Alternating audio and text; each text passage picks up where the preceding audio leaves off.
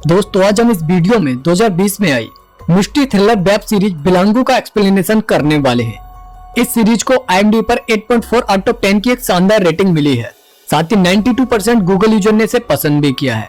Series की story में एक पुलिस टीम को सिटी में होने वाली कई मिस्टीरियस मर्डर्स एंड केसेस की इन्वेस्टिगेशन करनी होती है, जो कि कई सारे ट्विस्ट एंड टर्न से भरी हुई होती है। पूरी स्टोरी जानने के लिए वीडियो को लास्ट तक जरूर देखें। साथ ही चैनल को सब्सक्राइब करके वीडियो को लाइक भी कर दें। तो चलिए बिना किसी देरी के सीरीज शुरू करते हैं। सीरीज की स्टार्टिंग में हम किसी पर्सन को एक डेड बॉडी को जंगल में दफनाते हुए देखते हैं। तभी उस जंगल से गुजरने वाला एक पुलिस कांस्टेबल वहाँ कुछ आवाजें सुनता है और वो अपनी टॉर्च लेकर वहाँ ढूंढने जाता है, पर रात में अंधेरा होने की वजह से उसे वहाँ पर कुछ भी दिखाई नहीं देता है, इसीलिए वो वहाँ से चला जाता है। नेक्स्ट सीन पुलिस स्टेशन का दिखाया जाता है, जहाँ पर हम SI परुथी, कांस्टेबल बकच्चन और करूपू और वहाँ पर काम करने वाले पियोन किच्चा को देखते हैं। उसके बाद इंस्पेक्टर SI परुथी से कहते हैं कि आज रात उनके घर पर उनके बेटे का मुंडन है, इसीलिए आज रात वो पुलिस स्टेशन में पर्थी को रुकने के लिए कहते हैं। पुलिस स्टेशन में पर्थी से मिलने के लिए MLA के ब्रदर इन लॉ सेंगुत्तमन का भाई आता है, क्योंकि कुछ दिन से उसका भाई सेंगुत्तमन मिसिंग था, इसलिए वो पर्थी से अपने भाई को ढूंढने के लिए रिक्वेस्ट करता है। हालांकि उन्होंने कोई भी FIR नहीं की थी ताकि उनका नाम खराब नहीं हो, इसलिए पुलिस को इस केस में ज्यादा ही टाइम लग रहा था। तभी वहाँ पर गणेशन नाम का एक ओल्ड मैन भी आता है और वो पर्थी को बताता है कि कुछ दिनों के बाद उनकी बेटी की शादी होने वाली है, पर कल रात उनके यहाँ पर चोरी हुई थी, जिसमें चोर उनकी सारी ज्वेलरी चुरा ले गए, जो कि उन्होंने अपनी बेटी की शादी के लिए रखे हुए थे। इसीलिए पुलिस गणेशन के घर जाती है और वहाँ से उन्हें पता चलता है कि उनके 40 ग्राम ज्वेलरी चोरी हो चुकी है। उसके बाद पर्थी अपने घर आ जाता है, क्योंकि उसे रात को पुलिस स्टेशन में ही रुकना था, इसीलिए वो ये बात बताने और अपने क्लॉथ चेंज करने के लिए घर आया हुआ था, जहाँ उसकी वाइफ उसे रात को उसके साथ ही रहने को कहती है, क्योंकि वो प्रेग्नेंट थी और किसी भी टाइम उसे लेबर पेन हो सकता था। पर पर्थी उसे समझाता है कि उसका पुलिस स्टेशन में रहना बहुत जरूरी है, इसलिए वो पुलिस स्टेशन चला जाता है, जहाँ उसे पता चलता है कि DSP पुलिस स्टेशन आने वाले हैं, इसीलिए वो इंस्पेक्टर को कॉल करता है, पर वो कॉल नहीं उठाते हैं। तब तक वहाँ पर DSP आ जाते हैं। वो अपनी बेटी की शादी के लिए सबको इन्वाइट करने आए हुए थे और फिर वो इंस्पेक्टर से बात करने के लिए पर्थी से कहते हैं। तब पर्थी इंस्पेक्टर को दूसरे नंबर पर कॉल करता है और इंस्पेक्टर की बात DCP से कराता है। उसके बाद पर्थी के पास किसी अननोन पर्सन की कॉल आती है और वो उसे फॉरेस्ट में आने के लिए कहता है, और इतना कहकर वो कॉल कट कर देता है। इसलिए पर्थी बकच्चन को लेकर फॉरेस्ट में पहुंचता है, जहां उन्हें फॉरेस्ट के अंदर एक डेड बॉडी मिलती है, जिससे बहुत बुरी स्मेल आ रही थी और उसका पूरा फेस बुरी तरह से डिसफिगर्ड हो चुका था। साथ ही उसका सर बॉडी से अलग काट दिया गया था। पर्थी इस बारे में इंस्पेक्टर को कॉल करके बताता है और वो उसे पास के एरिया के SI से बात करके किसी मिसिंग केस से उस बॉडी की आइडेंटिफिकेशन कराने को कहते हैं। साथ ही सेंगुत्तमन के ब्रदर को उस बॉडी को आइडेंटिफाई करने के लिए कहा जाता है, पर वो मना कर देता है कि बॉडी उसके भाई की नहीं है, क्योंकि उसके भाई की मिडिल फिंगर बचपन में ही कट हो चुकी थी, जबकि जो बॉडी उनके सामने पड़ी हुई थी उसकी मिडिल फिंगर सही सलामत थी। उसी बीच क्राउड में से एक पर्सन उस डेड बॉडी की फोटो क्लिक कर लेता है। तभी वहाँ पर DSP आ जाते हैं और पर्थी DSP को सारा केस समझाता है। उसके बाद DSP फोटोग्राफर से उस डेड बॉडी की पिक्चर को न्यूज़पेपर में पब्लिश करने के लिए कह देते हैं, ताकि कोई विक्टिम को पहचान सके, और उसके बाद वो सारी क्राउड को वहाँ से भगाकर खुद जाने लगते हैं। जब पर्थी और बकच्चन DSP को उनकी कार तक छोड़कर वापस बॉडी के पास आते हैं, तो वो देखते हैं कि उस डेड बॉडी का हेड मिसिंग हो चुका है। यह देखकर वो एकदम से शॉक हो जाते हैं, और जब इस बारे में पर्थी इंस्पेक्टर को बताता है तो इंस्पेक्टर उस पर बहुत गुस्सा होता है और उससे कहता है कि अगर उसने हेड को कल तक नहीं ढूंढ पाया तो उसे बहुत प्रॉब्लम हो जाएगी।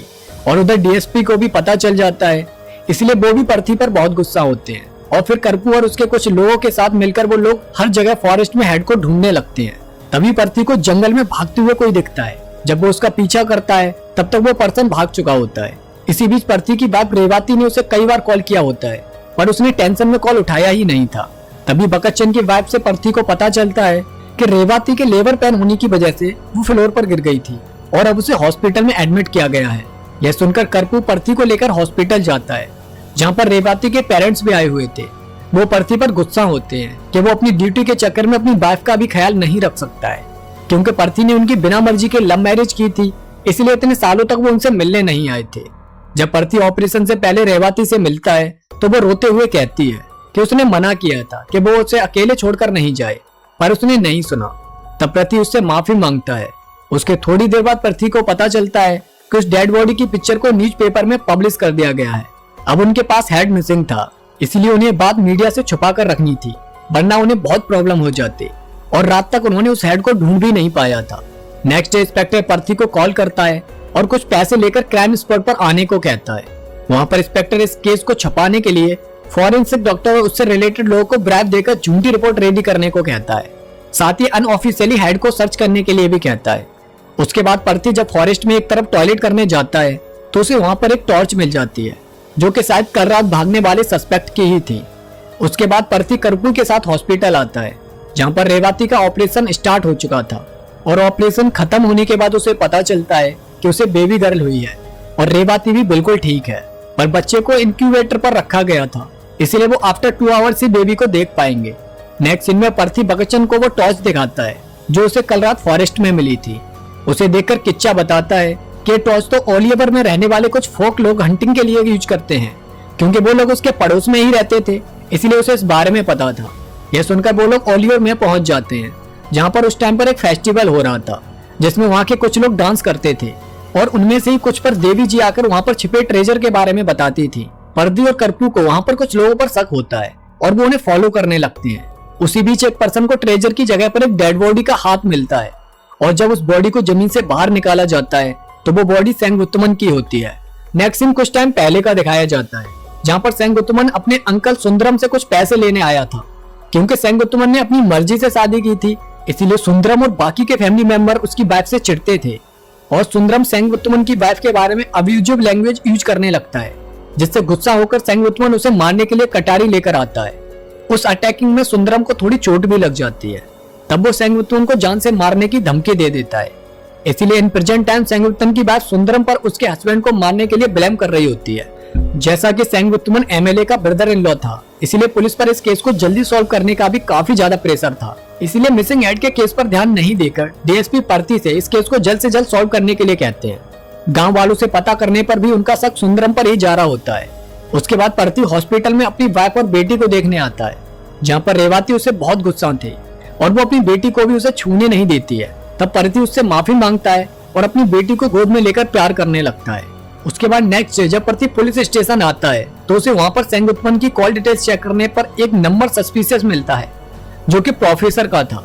प्रोफेसर अक्सर सुंदरम के घर पर आते रहते थे, पर कंफ्यूजन की बात यह थी कि प्रोफेसर ने सेंगुत्तमन की मौत से एक दिन पहले रात में सुंदरम से बात की थी। इसीलिए पुलिस सुंदरम और प्रोफेसर को उठा लेती है और उनकी अच्छी तरीके से तुड़ाई करती है।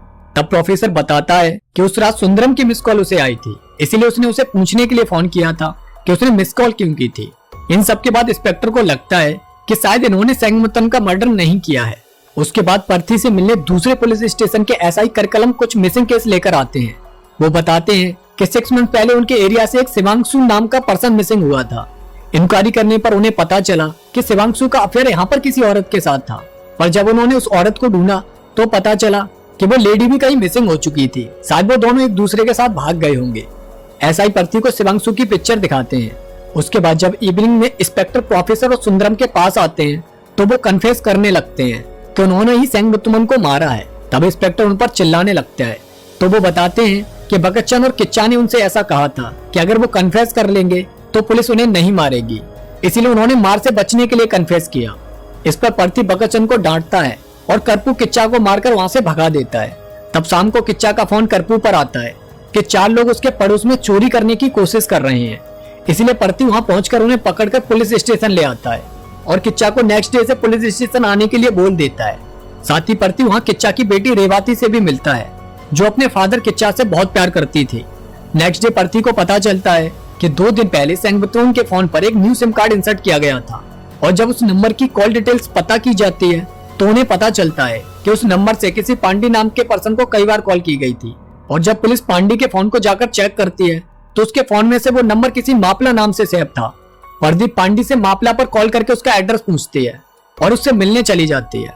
उस टाइम पर मापला किच्चा के घर पर था। पुलिस मापला को अरेस्ट कर लेती है और बकचन किच्चा से पूछता है कि वो उसके घर पर क्या कर रहा था। तब किच्चा बताता है कि वो अक्सर ड्रिंक करने उसके घर पर आता रहता है। प्रदीप मापला से पूछता है कि उसने अपनी सिम को थोड़ी देर के लिए किसी दूसरे फोन में डाला था, तो वो फोन इस टाइम पर कहाँ है। तब मापला बताता है कि वो फोन तो किच्चा का था। इस पर किच्चा कहता है कि उसके पास तो कोई फोन है ही नहीं। तब मापला उन्हें किच्चा के घर लेकर आता है और बताता है कि सामने वाली सेल्फ में उसने वो फोन छुपा कर रखा है। और जब करपू सेल्फ में फोन चेक करता है तो वहाँ पर सच में उसे सेंगमुत्तुमन का फोन मिल जाता है। इसीलिए पुलिस स्टेशन ले जाकर किच्चा को करपू बहुत मारता है और उससे पूछता है कि उसके पास सेंगमुत्तुमन का फोन कैसे आया। तब वहाँ पर्दी आता है और किच्चा से प्यार से पूछता है कि उसके पास वो फोन कैसे आया। तब किच्चा बता देता है कि उसने वो फोन एक वाइन शॉप पर एक पर्सन से खरीदा था। तब पर्दी अपनी टीम के साथ उस वाइन शॉप पर जाता है और वहाँ के वेटर से उसे पता चलता है कि कुछ दिन पहले किच्चा ने उस ड्रिंकर से बात की थी और उसका बिल भी पेमेंट किया था। तब किच्चा पर्दी को बताता है कि उसने वो फोन उस ड्रिंकर से चुरा लिया था क्योंकि उसकी बेटी ने टीवी पर फोन देखकर उसे फोन लाने को कहा था। इसके बाद पर्दी इंस्पेक्टर को बताता है कि अगर हम उस ड्रिंकर को पकड़ लेते हैं तो हमें सारा सच पता चल जाएगा। नेक्स्ट सीन में गणेशन अपनी बेटी की ज्वेलरी की रिकवरी का पता लगाने के लिए पर्दी के पास आता है। तब उन चारों चोरों को पर्दी के सामने लाया जाता है जो किच्चा के पड़ोस में चोरी करने गए हुए थे। उन चारों को मारने पर एक सच बताने को रेडी हो जाता है कि उसने जो भी सामान अब तक चुराया है उस सबको उसने एक पॉन शॉप पर बेचा था। इसलिए पुलिस उस पॉन शॉप के ओनर को अरेस्ट कर लेती है, पर उससे मिले सामान में गणेशन की बेटी का सामान नहीं होता है। इसीलिए पर्दी उनकी मजबूरी को देखते हुए उस सामान में से 20 ग्राम ज्वेलरी उन्हें देने को रेडी हो जाता है, जिससे वो अपनी बेटी की शादी की तैयारियां कर सके। उसी टाइम सेंगमुत्तुमन का भाई केस अपडेट लेने के लिए पुलिस स्टेशन आया होता है, जहां पर वो उस ज्वेलरी में अपने भाई सेंगमुत्तुमन की चैन देख लेता है। और उसके बाद उन चारों चोरों के साथ उस पान शॉप ओनर को फिर से कुटाई की जाती है और पूछा जाता है कि उनके पास वो चैन कहां से आई, पर वो कुछ भी नहीं बता पाते हैं। तभी उनको चाय देते टाइम वो पान शॉप ओनर किच्चा को वहां देखता है और उससे कहता है कि वो ही था ना जो उसे वो चैन बेच कर गया था। पर किच्चा उसकी बात सुने बिना वहां से चला जाता है और उस पॉन शॉप ओनर की ये बात पर्दी सुन लेता है। इसीलिए पर्दी इंस्पेक्टर के साथ उस पॉन शॉप ओनर को साइड में ले जाकर सही से याद करके बताने को कहता है कि क्या किच्चा ने वो चैन उसे बेची थी। तब वो हाँ कर देता है और उसी दिन की सीसीटीवी फुटेज से पर्दी को पता चल जाता है कि किच्चा उस पॉन शॉप ओनर की शॉप के बाहर देखा गया था।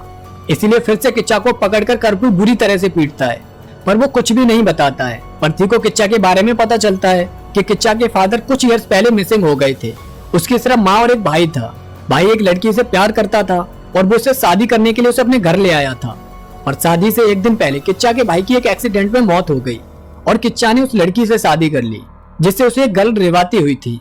पर कहा जाता है कि उसकी वाइफ बहुत ही सुंदर थी और वो किसी के साथ भाग गई थी। नेक्स्ट सीन में किच्चा की मदर और बेटी को पुलिस स्टेशन बुलाया जाता है और उनका वास्ता देकर किच्चा से कहा जाता है कि अगर वो सच नहीं बताएगा तो उसे उसकी बेटी के सामने ही मारा जाएगा। वो अपनी बेटी के सामने इंसल्टेड नहीं होना चाहता था, इसलिए वो सच बताने को रेडी हो जाता है और वो बताता है कि कुछ टाइम पहले उसे अपने घर के बाहर सेंगमुत्तुमन मिला था, जो कि उसका स्कूल फ्रेंड भी था। इसलिए किच्चा उसे अपने घर चाय पिलाने के लिए लेकर गया। तब उसकी वाइफ सेल्वी ने कहा कि घर पर मिल्क नहीं है, इसलिए वो बाहर शॉप से मिल्क लेकर आए। किच्चा सेंगमुत्तुमन को घर पर छोड़कर मिल्क लेने चला गया और जब वो वापस आया तो सेंगमुत्तुमन और उसकी वाइफ सेल्वी एक दूसरे के साथ रोमांस कर रहे थे। यह देखकर किच्चा बुरी तरह से रोते हुए चिल्लाने लगा, जिससे सेंगमुत्तुमन डर गया और उससे माफी मांगते हुए वहां से निकल गया। कुछ दिन तक किच्चा ने उससे बात नहीं की, पर एक दिन उसके बुलाने पर किच्चा उसके साथ ड्रिंक करने चला गया, जहाँ पर सेंगमुत्तुमन ने सेल्वी के बारे में गंदी बातें बोली और उसके साथ सोने के लिए भी कहा। इस पर किच्चा को गुस्सा आ गया और उसने एक बड़े से पत्थर से सेंगमुत्तुमन को मार डाला। इस कन्फेशन के बाद इंस्पेक्टर खुश होकर डीएसपी को बताते हैं कि उन्होंने इस केस को सॉल्व कर दिया। उसके बाद नेक्स्ट डे पर्ची से मिलने एक एमएचएल एम्प्लॉय कार्तिक आता है, क्योंकि कार्तिक का नंबर किच्चा की कॉल डिटेल्स में सबसे ज्यादा बार था, इसलिए पुलिस ने उसे इंक्वायरी के लिए बुलाया था। कार्तिक पर्ची को बताता है कि किच्चा की बात बहुत खूबसूरत थी। एक दिन जब वो उसके घर से जा रहा था तब किच्चा ने उसे अपने पास बुलाया और वो उसे चाय पिलाने के लिए अपने घर ले गया, जहाँ पर कार्तिक उसकी वाइफ सेल्वी को देखकर उस पर फिदा हो गया। पर उसकी वाइफ ने किच्चा से कहा कि घर पर मिल्क नहीं है, इसीलिए किच्चा मिल्क लेने के लिए बाहर शॉप पर चला गया और उसके जाने के बाद सेल्वी कार्तिक को सेड्यूस करने लगी। और जब किच्चा मिल्क लेकर वापस आया तो उसने अपनी बीवी को कार्तिक के साथ रोमांस करते हुए पाया। इससे किच्चा उसके सामने रोते हुए चिल्लाने लगा। तब कार्तिक ने डर की वजह से उसे कुछ पैसे दिए और उसी का फायदा उठाकर किच्चा ने कार्तिक को ब्लैकमेल करके कई बार पैसे लिए थे। और इसी तरह पर्ची को कई सारे लोगों से पता चलता है कि किच्चा और उसकी वाइफ ने कई सारे लोगों को चीट किया था। उन सबने भी सेम स्टोरी पर्ची को बताई थी, यानी किच्चा जितना इनोसेंट लग रहा था उतना था नहीं। उसके बाद पर्ची किच्चा के साथ अक्यूज्ड की तरह नहीं, पहले की तरह नॉर्मल बिहेव करने लगता है, ताकि किच्चा उसकी बातों में आकर सारी सच्चाई बता दे। इसीलिए पर्ची किच्चा को बाहर शॉप पर चाय लाने के लिए भेजता है। वो देखना चाहता था कि किच्चा वहां से भाग जाएगा या वापस चाय लेकर आएगा, पर किच्चा चाय लेकर वापस आ जाता है। उसके बाद सारा पुलिस स्टाफ किच्चा के साथ नॉर्मल ही बिहेव करने लगता है और उससे ऑफिस के अपने काम कराने लगता है। इससे किच्चा को भी काफी अच्छा लग रहा था। नेक्स्ट डे प्रतीक किच्चा की माँ और उसकी डॉटर को किच्चा के सामने कुछ पैसे देता है और उन्हें बताता है कि किच्चा कुछ सालों के लिए बाहर काम करने जा रहा है, तब तक उनकी फैमिली का ख्याल पुलिस रखेगी, क्योंकि किच्चा को सेंगुत्तम के मर्डर केस में 7 साल की सजा होने वाली थी। इसलिए प्रतीक नहीं चाहता था कि किच्चा की बेटी के सामने वो क्रिमिनल बने और उसे जेल की बात सुनकर हर्ट हो। उसके बाद प्रतीक किच्चा को FIR फाइल दिखाता है और उससे कहता है कि वो कल उसके अगेंस्ट FIR फाइल करेगा और अगर इस बीच कल तक उसे अगर कुछ भी कहना हो तो वो उसे बुला सकता है। सारी रात किच्चा सो नहीं पाता है और वो आधी रात को प्रतीक को अपने पास बुला लेता है और उसे बताता है कि उसका मुर्गन की वाइफ से लव अफेयर था। एक दिन जब वो उसकी वाइफ के साथ रोमांस कर रहा था तो मुर्गन ने उसे देख लिया था। मुर्गन को देख के किच्चा उससे माफी मांगने लगा, पर मुर्गन की वाइफ ने किच्चा को इशारा किया कि वो मुर्गन को कुएं में ढकेल दे और किच्चा ने ऐसा ही किया। मुर्गन को कुएं में गिरा दिया जिससे उसकी मौत हो गई। गांव वालों को लगा कि मुर्गन ने कुएं में कूदकर सुसाइड की थी। यह सुनकर प्रतीक शॉक हो जाता है और इस बारे में इंस्पेक्टर को बताता है। उसके बाद नेक्स्ट डे जब प्रतीक किच्चा की FIR फाइल रेडी कर रहा होता है तब किच्चा फिर से प्रतीक से बात करने के लिए उसे अकेले में लेकर एक रूम में जाता है और किच्चा उसे बताता है कि उसने 2 नहीं 3 मर्डर किए हैं और उसके बाद वो एक पर्सन का नाम और बताता है। यह सुनकर प्रतीक फिर से शॉक में आ जाता है और बाहर आकर इंस्पेक्टर एंड बाकी लोगों को इस बारे में बताता है। इंस्पेक्टर को तो यह सुनकर चक्कर आने लगते हैं। उसके बाद किच्चा फिर से प्रतीक को रूम में बुलाता है और इस बार वो बताता है कि उसने 3 नहीं टोटल 8 मर्डर किए हैं। यह सुनकर तो प्रतीक की हालत ही टाइट हो जाती है और जिन 8 मर्डर के बारे में किच्चा बता रहा था ये सारे वही लोग थे जिनकी फोटो पुलिस स्टेशन में नोटिस बोर्ड पर लगी थी और जो कुछ मंथ्स पहले मिसिंग हो चुके थे। जब बाहर आकर प्रतीक इस बारे में सबको बताता है तो सबकी हालत खराब होने लगती है, पर किच्चा को इतने सारे मर्डर करने के बाद भी कोई डर नहीं था। वो फुल कॉन्फिडेंस के साथ घूम रहा था। किच्चा सारे पुलिस वालों को लेकर मंदिर जाता है, जहाँ पर भोजन के बाद बकचन कुछ फूड को प्रतीक के घर देने के लिए किच्चा से कहता है और किच्चा भी फूड लेकर प्रतीक के घर जाने लगता है। इस पर प्रतीक एकदम से डर जाता है क्योंकि किच्चा एक 8 मर्डर करने वाला क्रिमिनल था और घर पर उसकी वाइफ और बेटे अकेले थे। इसीलिए प्रतीक भी गन लेकर किच्चा के पीछे पीछे जाता है ताकि अगर वो वहाँ पर कोई भी गड़बड़ करे तो वो उसे वहीं पर शूट कर सके। पर किच्चा जब उसके घर पहुंचता है तो रेवाती और उसकी बेटी सो रही थे, इसलिए किच्चा एक ब्लैंकेट लेकर उन्हें उड़ा देता है और वहाँ से निकल जाता है। उसके बाद प्रतीक किच्चा के साथ पुलिस स्टेशन आता है, जहाँ पर उसे कमिश्नर मिलते हैं। कमिश्नर प्रतीक पर गुस्सा होती है कि वो अक्यूज्ड को ऐसे बाहर लेकर घूम रहा है और जब कमिश्नर किच्चा को मारने के लिए आगे बढ़ते हैं तो प्रतीक उन्हें धक्का मार देता है, जिसकी वजह से प्रतीक को सस्पेंड कर दिया जाता है और किच्चा की खूब कुटाई की जाती है। कुटाई करने के बाद किच्चा कमिश्नर के सामने मुकर जाता है कि उसने कोई भी मर्डर किया है। वो कहता है कि उसने मार के डर की वजह से बोल दिया था कि उसने 8 मर्डर किए हैं और उन 8 विक्टिम्स के नाम उसने नोटिस बोर्ड पर देखे थे। यह सुनकर कमिश्नर DSP पर गुस्सा होते हैं और इस केस को जल्द से जल्द क्लोज करने के लिए कहते हैं। उधर इस बारे में कांस्टेबल प्रतीक को जाकर बताता है और तभी प्रतीक को याद आता है कि किच्चा ने सेंगुत्तम को जिस गड्ढे में दफनाया था वो अराउंड 1.5 फीट गहरा हुआ होगा और फॉरेस्ट में जो बॉडी मिली थी उसका गड्ढा भी इतना ही गहरा था। इसका मतलब किच्चा ने 8 नहीं 9 मर्डर किए थे और वो फॉरेस्ट वाला बिना सर का मर्डर भी उसी ने किया था। नेक्स्ट डे DSP को लगता है कि अगर वो प्रतीक वाली स्ट्रेटजी किच्चा के साथ यूज करेंगे तो शायद वो सच बोल देगा और वो उसे चाय लेने के लिए बाहर भेज देते हैं। पर इस बार किच्चा वहाँ से भागने लगता है।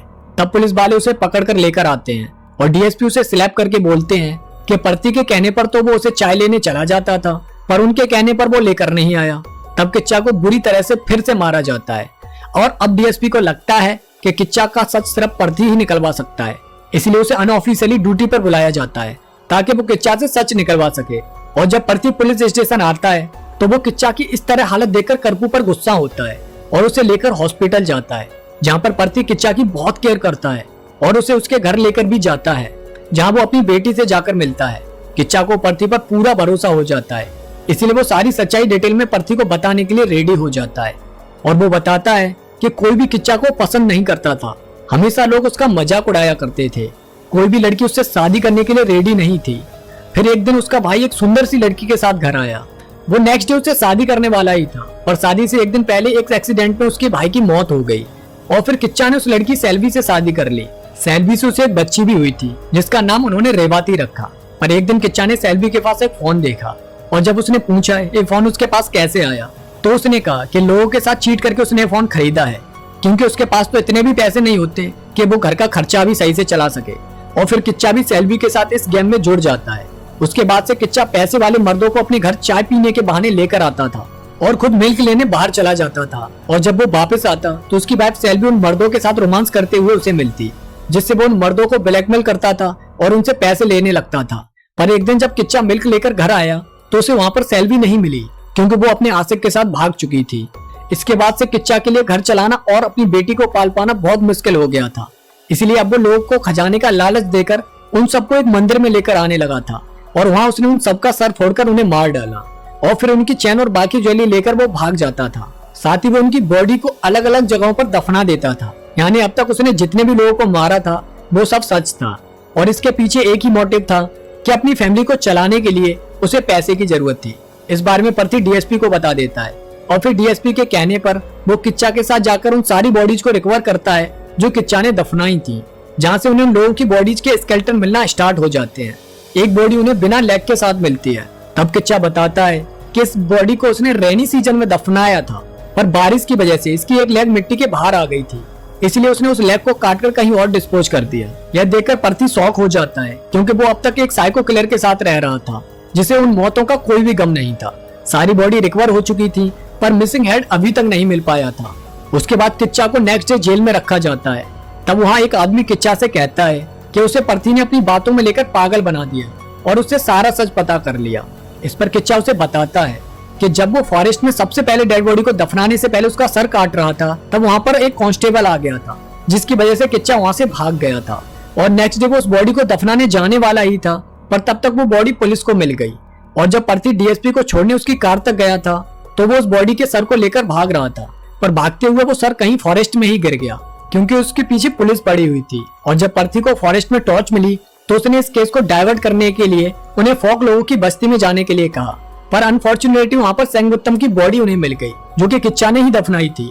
और फिर से उसने इस केस को डाइवर्ट करने के लिए करपू को कॉल करके बताया कि उसके घर के पास 4 चोर चोरी करने के लिए आए हुए हैं और उसकी वजह से उसे दोबारा स्टेशन में एंट्री मिल गई, जिससे वो मर्डर केस में होने वाली हर एक एक्टिविटी पर नजर रख सकता था। पर जब पुलिस ने उसके घर में सेंगुत्तम का फोन खोज लिया तो वो इस केस में फ्रेम हो गया और उस फोन शॉप ओनर की वजह से वो सेंगुत्तम के मर्डर केस में इन्वॉल्व हो गया। और अब वो समझ गया था कि उसे जेल हो जाएगी, तो उसकी बेटी का ख्याल कौन रखेगा। इसलिए उसने प्रति का भरोसा जीतने की कोशिश की और एक एक करके उसने प्रति से अपना गुनाह कन्फेस किया, ताकि प्रति को उसकी बेटी के लिए हमदर्दी रहे। और उस दिन जब वो प्रति के घर गया था तब उसे पता था कि प्रति उसके पीछे ही है, इसलिए उसने वहाँ भी प्रति की सिंपैथी लेने की पूरी कोशिश की। और किच्चा को भी यकीन था कि उसके बाद वो उसकी बेटी का ख्याल जरूर अच्छे से रखेगा। उसके बाद किच्चा ने प्रति को फॉरेस्ट में लाकर बता दिया कि वो मिसिंग हेड कहाँ पर है, और इस तरह से इस केस को पूरी तरह से सॉल्व कर दिया गया। नेक्स्ट सीन 6 मंथ बाद का दिखाया जाता है, जहाँ पर पुलिस को इस केस के लिए अप्रिशिएट किया जाता है और उन्हें रिवार्ड में 2000 रुपए भी दिए जाते हैं। प्रति उन रुपयों को लेकर एक बेकरी शॉप पर जाता है और वहाँ रेवाती के लिए केक बाई करता है, क्योंकि किच्चा के जेल जाने के बाद प्रति ने किच्चा की बेटी रेवाती को अपनी बेटी मान लिया था और वो ही अब उसका पालन पोषण करने लगा था। और इसी के साथ इस सीरीज की एंडिंग हो जाती है। तो आपको ये थ्रिलर मिस्ट्री सीरीज कैसी लगी कमेंट करके जरूर बताना। साथ ही चैनल को सब्सक्राइब करके वीडियो को लाइक भी कर देना। इसी के साथ मिलते हैं नेक्स्ट वीडियो में एक और सस्पेंस थ्रिलर मूवी के साथ। तब तक के लिए जय हिंद।